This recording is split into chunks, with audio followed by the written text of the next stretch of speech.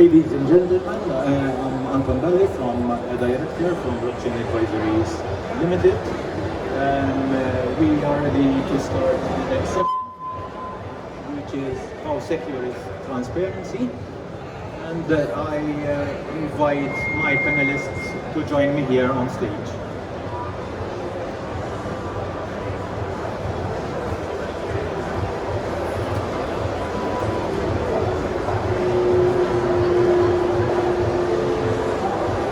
Before we start this session, can I ask Donald to start by introducing himself and pass over the mic, please? Sure. Hello, my name is Donald. I work in the gaming industry in the information security department. And up until very recently, I've been teaching with Middlesex University. Hello everybody, my name is Svetlana Shubina. I am blockchain lead at Kaspersky, global security vendor. So this is who am I? Hi, my name is Scott Carlson. I am head of blockchain security at a company called Kudelski. We're a publicly traded Swiss company, 60 years old. Hi, I'm Michel Azzopardi. I run a cybersecurity service provider in the blockchain space. So basically, the blockchain is being touted as the next revolution in technology. Some of the advantages that we hear on a daily basis is more secure, cost advantages, transparency. But then some people come to me and ask me, but listen, does transparency and security actually coexist? Can they coexist? We know that most public blockchains actually use open source software vis-a-vis the traditional closed-ended systems, and therefore I get asked this question a lot of times. Does open source software afford the same security that closed software does? What is your opinion on this? I would say it depends entirely on the use case and entirely on the vector. So if you take, for example, at an operating system level, then Linux, which is open source, is great.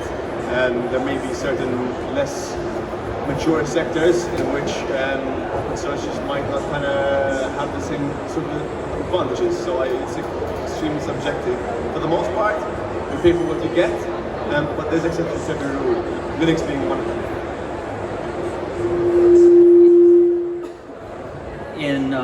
In most examples, in my opinion, open source software actually has a bigger group of people who can contribute, look at it, and fix the problems.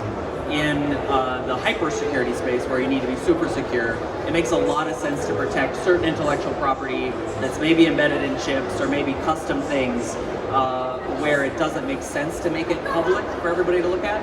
But in general, when a system is used by a massive amount of people, it's good to have a massive amount of eyes on it, because we know that the bad guys will look at it, so the good guys should also attempt to be a little bit ahead, which we see in Linux.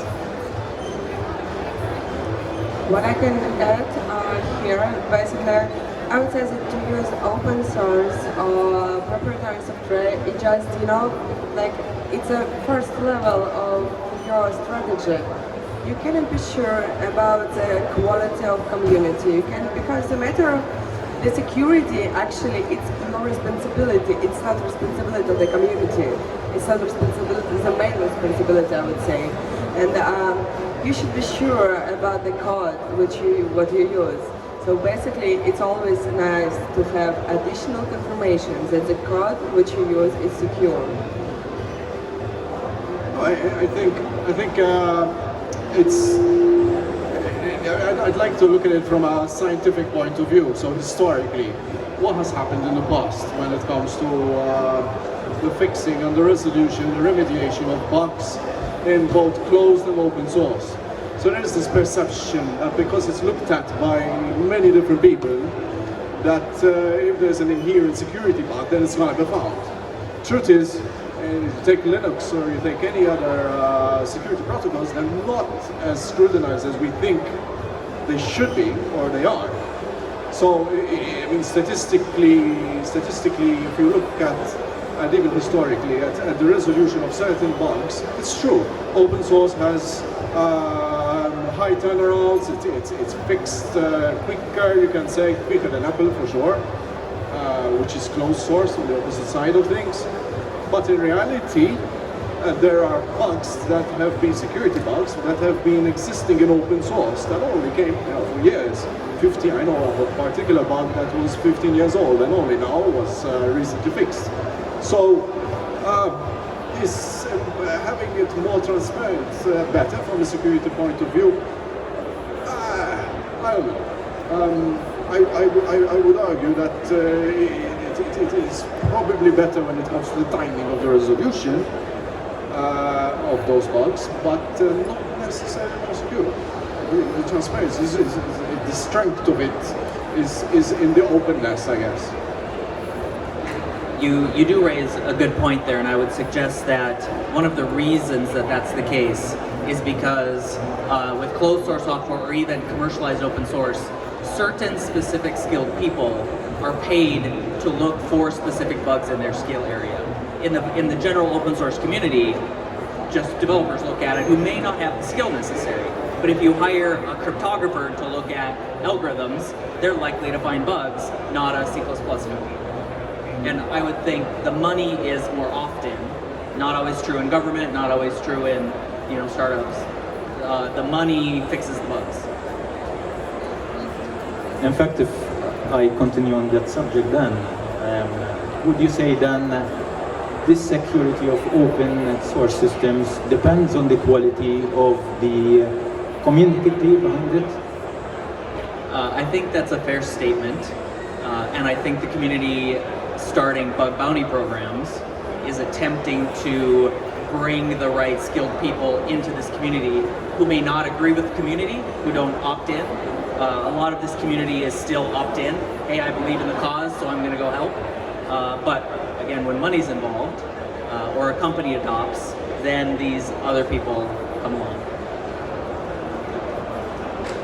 Yeah, I think the quality and the size of the community impact the security of said product extensively. I mean, if something is used by hundreds of thousands of people and there's good, strong, passionate user base, like Bitcoin, for example. I mean, there's a huge following. Then I think the security of that would be a whole lot better than something which is open source and has very little users. So I think it's entirely subjective. There's no one sweeping statement that makes sense, which is, it depends on the use case. Well, I totally agree about the statement that money actually fixes vulnerabilities. Like hypothetically, the open source can be more secure just because of amount of people looking for amount vulnerabilities. But practically, what we can see, to find some very, I would say, sophisticated vulnerabilities, it requires a really special skills. And special skills like cost absolutely sure some money. And we cannot argue with really very high qualification experts. It's not gonna participate in a bug bounty. They already working in some companies and doing their job, developing some project and so on. I don't know. I don't know. I know some pretty good people in the bug bounty programs which don't work for anyone in particular and make a lot of money. But that aside, if we focus on the point of quality and its correlation with open source, I think if security is a priority for the owner of the software, the ultimate owner of the software, and assuming that security is baked in from the very beginning, then you get quality. But it needs to be given the right priority at the top. If I can add one more thing to this to tie back to the transparency comment. So there was an assertion that by opening the code as transparent, you're being transparent about how secure you could be. But in a commercial world, there's a way to be transparent with how well you have audited what you built in secret. If you disclose all of the experts that looked at your stuff, there is a level of trust built by that alone because those companies have the experts. Just like people argue, because I paid certain specialists with bug bounties who've earned millions of dollars, the Java guy of the world looked at this, therefore it's probably pretty good.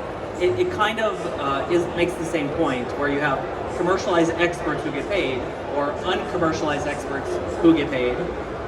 And it's probably less transparent than this thing we've talked about, which is fully open source with non-experts who talk on bug track a lot, but really can never prove that they're good at it. That's probably the least secure, maybe the most transparent, but the least secure. In fact, on this topic, I get the next question as well, especially from non-technical people.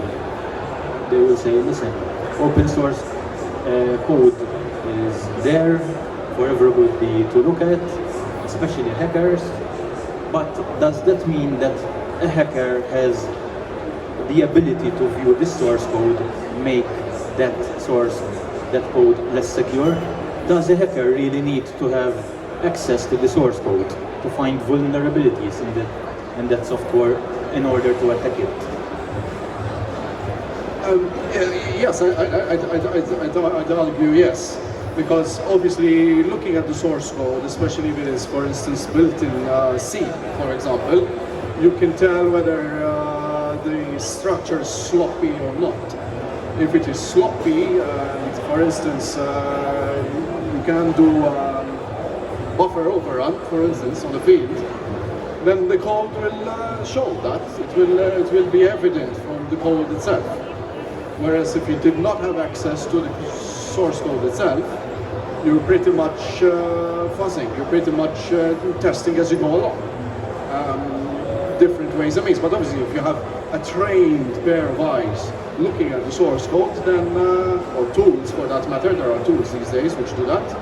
Will probably highlight certain weaknesses, and so this probably leads into the next section. It's like, listen, before you publish or you compile any piece of code, then at least pass it through some piece of software that's capable of doing some sort of static analysis that can tell you whether that's a sloppy piece of code or not.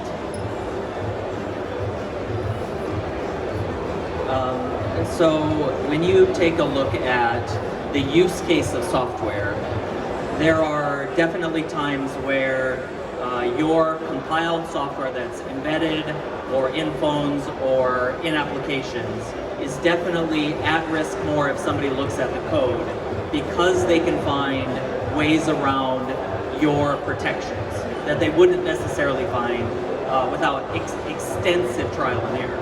So I think it makes the ability to attack quicker. Maybe not more likely, but definitely quicker. In the web world, you can just right-click view source a lot of the time anyway, and get an idea of how to fuzz. So it's mostly trial and error there anyway.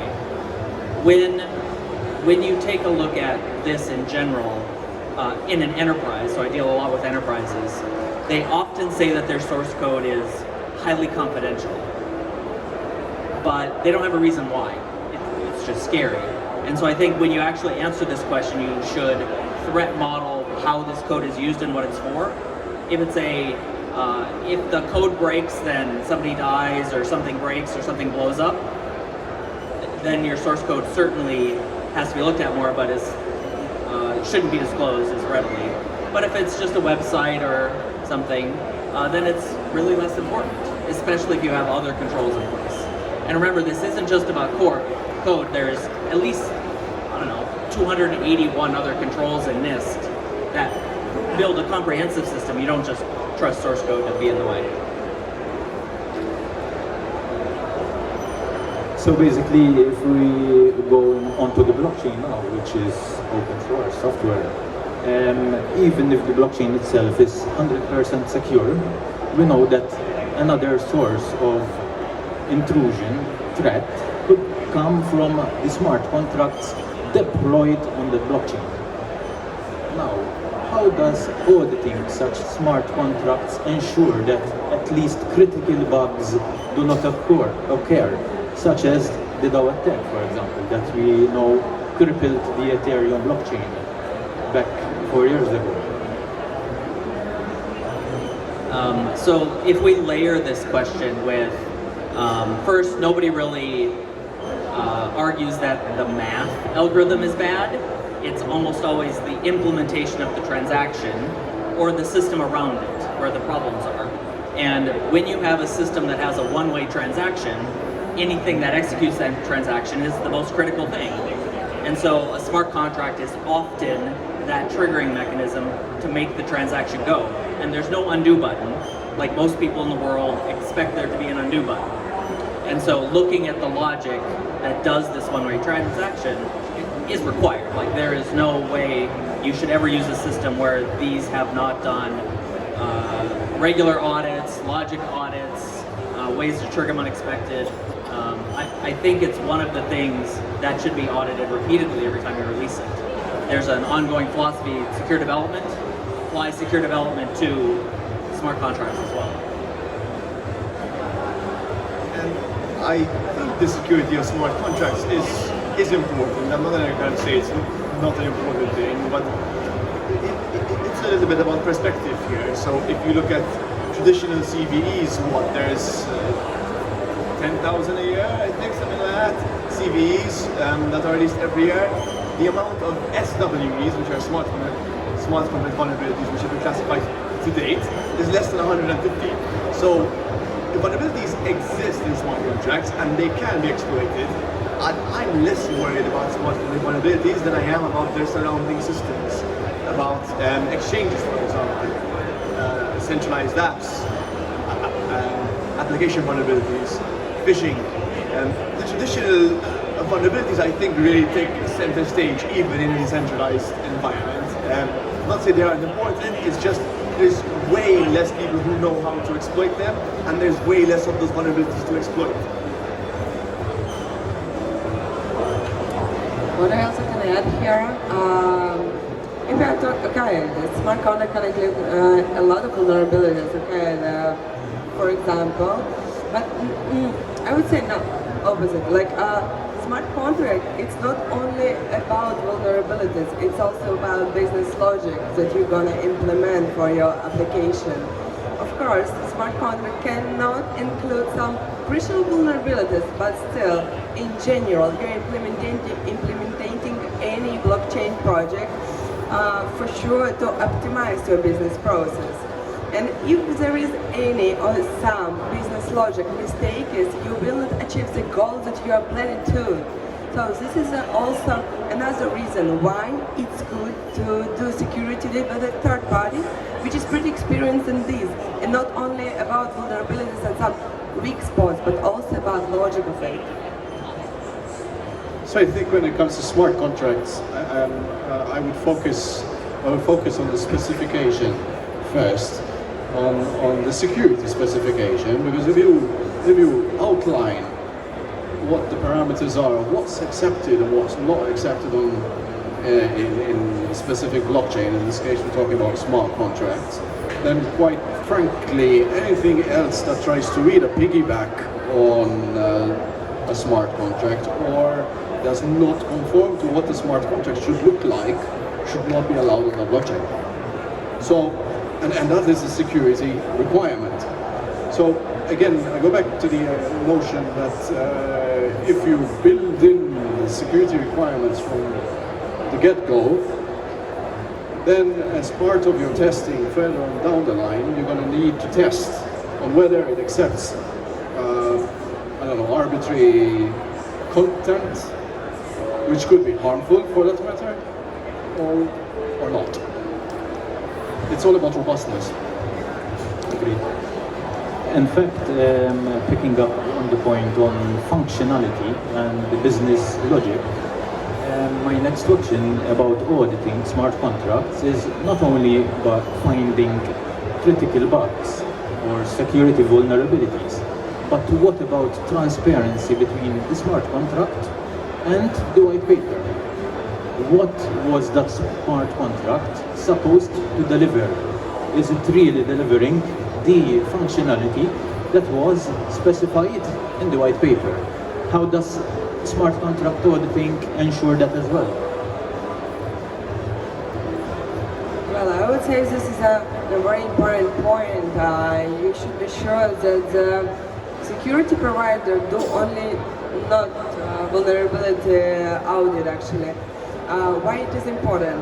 In terms, if for example, if you're an ICO project, it means that you can use the report of smart contract audit to prove your investors that the conditions from white paper program really in a proper way and has not any undeclared features or conditions. So basically this is a kind of, I would say, breach between project and between investors to show that the project is safe and worth trust. In terms of enterprise logic, it's about a little bit more complicated, but still, interesting thing here is that the specification usually are developed by the group of people, not only by one person. And the security provider also can give the confirmation that every part of specification implement in proper way. I think one thing that's interesting in this industry right now is because it's immature and it lacks a lot of the standards and I guess insurance policies that the traditional markets have. In something like a bank, most people don't care how the bank works. They generally know they'll get their money back if something bad happens to their money. It just gets put back in their account in most countries. There's some ifs in there along the way. But in this market where there is no insurance, there is no undo button, the best you can do is be fully transparent about what's happening so that people can go look if they care. I think money could go to the wrong place, and if you hide that, then the emotional perception is that you're doing something bad. So it's best for everybody overall if you disclose how it works, what it does, show the results and what you intended and that they match. So people over time start to have that trust level go up so they can trust the system, which is a technical system, instead of the system which is a insurance bank business system. And just to touch on the insurance point, and I think it's something which actually really hurts the security industry in the blockchain space. There are platforms out there like there's BitMEX and there's BitGo, for example, and they provide platforms and they offer native insurance of native cyber insurance of up to 100 million euros to cover basically any hack in a wallet, which is essentially it's being used as kind of an opportunity to avoid investing in security in the first place and investing in smart contract auditing in the first place. Not to say it's the way that things should be done, but I think if it's something that, or if it's one thing we've seen is that any exchange that hopes to, or any kind of token, etc., that hopes to survive and post any hack, the only way they've successfully survived is when they paid back the guys who have lost their money, and like Binance paid back whoever was hacked in the first 2 days, or something like that. Just to touch on this real quick, I haven't done any of this math, but at some point, if enough bitcoins get stolen and go somewhere we can't get it back, there's not enough bitcoins to pay insurance back to the people who lost bitcoins. There's only money to give them back. And so at some point, these insurance people will have to pay so much for the bitcoin to pay back the ones that were lost that it's going to be an escalating hockey curve problem. We're not there yet, but it's interesting if somebody did the math there. Well, I think it always comes down to the implementation of the core principles of information security. So some think that because we're talking blockchain, then information security takes a different shape. In reality, it is not the case. So we stick to the core principles. For instance, one of them being, I'll talk about it briefly, change management, right? Change management to the software behind that powers the blockchain. How important is that? So You might audit it today, you might figure it out that it's working as per specified functionality, but then somebody introduces a change into the blockchain that all of a sudden opens up a gap, let's just say that. And so the principle of change management, be it on the blockchain or not on the blockchain, still stands. And I believe if the core principles of information security are still applied, and I believe they will be, because at least with our legislation, there is it is mandatory to have a CISO. Now, what that means exactly is a different story. However, for most small startups or people wanting to go for an ICO, however, there is the notion that, hey, there is that role and it comes with a responsibility to ensure that information security seeps through the whole process. And that's not being feet, but a good thing. So I get a lot of confusion, especially from layman people who do not understand the technology behind the blockchain, where it comes to transparency of the blockchain, wherein I'm looking at the transparency of transactions vis-a-vis privacy. But the reality is, tools are coming out today that analyze blockchain transactions, analytical tools that are getting more sophisticated with AI integrated. Can we ensure that there will be privacy on the blockchain? So you touched on a very big hot potato over there, but I'll try and keep it as brief as I can. So one of the founding principles of any blockchain is the notion of anonymity. Yes, to some extent. In reality, when it comes to applying privacy laws, specifically talking about GDPR, it becomes a lot more complicated because, again, one of the other principles is the immutability of a blockchain. So you can't just say, I just want to apply the right to be forgotten without having a major impact on the blockchain that you're talking about. So privacy, anonymity, applying GDPR rules on a blockchain, I believe there's work to be done there because there are many conflicts between the two. And don't forget the trivial rule as well. Here's the 2 points I would like to share. First of all, in terms of enterprise blockchain project, I would say that first of all, you can separate the information. First, you can use the public blockchain for zero sensitive information about the identity. Then you can put all sensitive and GDPR sensitive information into the centralized blockchain, right? And I would say it's my choice hypothesis, but there is maybe we will see the future a lot of projects which is hybrid with the central and public blockchain. And as a point here, basically you can create and use the mechanism where when you can prove their identity but just one attribute without showing whole information about actually identity. It's like to buy alcohol it's like how to prove when that you are more than 21 and to buy alcohol, right? Without showing passport. So basically it should be the same mechanism.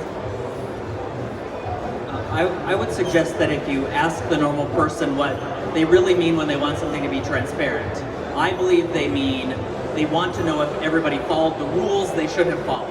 Tax law, business law, supply chain law, whatever that rule was they should have followed, a transparent system shows without a doubt, with fact-based proofs, that the system was followed with no error. That's one of the problems that people are saying exists in society today, that they can't see that the rules were followed and people changed the rules along the way, and then they occasionally followed them during the audit. Like, that wasn't transparent enough to know that somebody didn't cheat me. Like, it's an emotional, you cheated me because I couldn't see that you followed the rules. And I think that's what people mean by transparency. What they don't mean is that I sent $10 to you. They don't want to know who we are. They don't care we changed $10. They want to know that if I send you $10 digitally, it was sent once in the case of digital money. If it was a digital supply chain, that there's only one copy of that digital twin, or one payment, or, you know, again, the rule of the system was followed. I really think that's what transparency means now. And any system, no matter central or decentral, is going to move to real-time auditing because of things like ledgers, which can do instant proof of a state of something, which is success or failure. I think depending on what you're trying to achieve, there's pretty much a solution for everything out there. So if you want full anonymity, you can do something like Monero, and no one's going to have any idea of what the hell you're doing, how much money you're laundering, or what you're spending it on. If you could even use BTC, because at the end of the day, a Bitcoin wallet is just a unique identifier, and just because you happen to like, not to mention names, just if you have a KYT tool and you try to track the historical transaction data of said wallet, for the most part, these tools integrate with illicit known exchanges, right? So there's one very famous one out there that integrates with, I think, 350 different exchanges out there. And if it doesn't have a link with that exchange and it's going to mark said transaction as unknown, does it mean that this wallet was doing something dodgy? Not necessarily. They just don't know about it. Yeah, I think like AI is just, because this was the main question here, like with the use of AI is in this whole the whole issue of transparency. I think it has its use cases. I just think there are certain companies out there which are taking advantage of their position of power and spinning things in a way that is beneficial to them. I would like to thank you for joining this panel today. I don't know if you have anything else that we haven't covered, any final comments which you want to say. So I'll make one closing comment here. One thing that I don't believe companies have done well in this space is follow the best practices that the security people have developed over the last 100 years. There's, I don't know, 10 frameworks that exist, some in your country, some not, that are really good at the basics. Change your passwords, patch your systems, know who's there, know what stuff you have. Like the very basics. We kind of skipped that part to change the world a lot of the time. So at least do the very basics, and NIST or ISO or COVID or Australian Signal Directive or Malta policy. They're all based on the same 20 or 30 foundational things. Please at least do those. If you need to prove it, hire an auditor who is certified to prove it for you. Like as a minimum line, those two things should be done by everybody, full stop.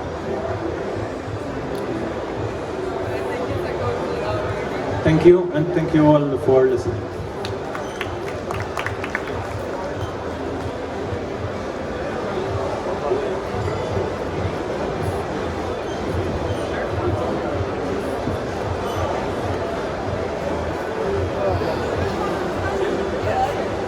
It should have been whiskey though, but there's so much. See all these